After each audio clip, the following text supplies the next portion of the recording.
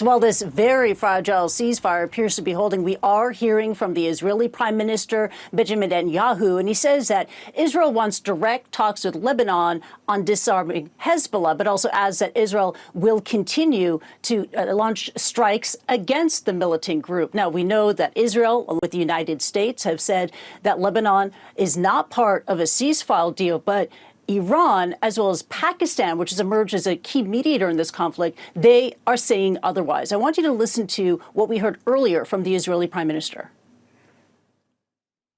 Following repeated appeals from the Lebanese government to enter into peace negotiations with us, last night I instructed the cabinet to open direct negotiations with Lebanon in order to achieve two goals. One, the disarmament of Hezbollah. Two, a historic sustainable peace agreement between Israel and Lebanon.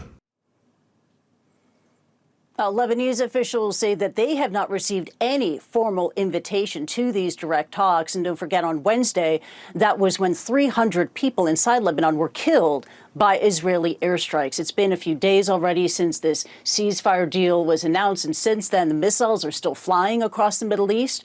And ships en masse are not transiting across the Strait of Hormuz. In fact, in the last couple of days, only a handful of vessels have managed to make the crossing through this critical waterway. I want to show you the latest data that we have from Lloyd's List, giving you an indication of how many ships are making this crossing, saying this, quote, just 3 ships over 10,000 DWT, that's deadweight tonnage, that's the total weight capacity of the vessel, transited the strait on Thursday morning with a further 3 Iran-linked vessels, including one sanctioned very large crude carrier transiting the strait on Thursday afternoon.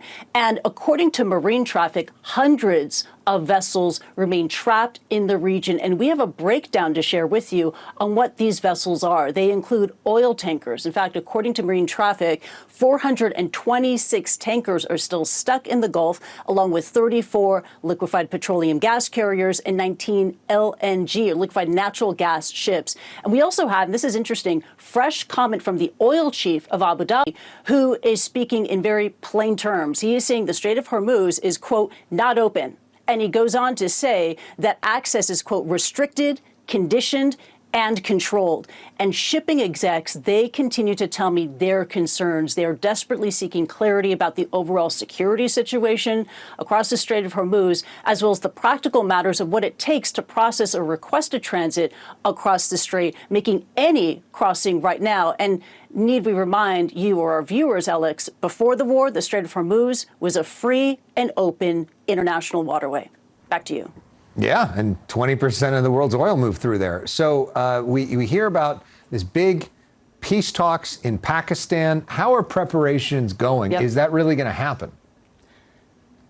Preparations are indeed happening. I want to show you this video of the hotel where these high-stakes critical peace talks are due to take place in Islamabad, Pakistan, Saturday morning local time. The hotel is a 5-star hotel. It's called the Serena Hotel, and that is where both delegations from both Iran and the United States will be staying, in addition to having the talks take place there. Of course, the U.S. delegation will be led by the U.S. Vice President, J.D. Vance. Joining him, Special Envoys Jared Kushner, as well as Steve Witkoff.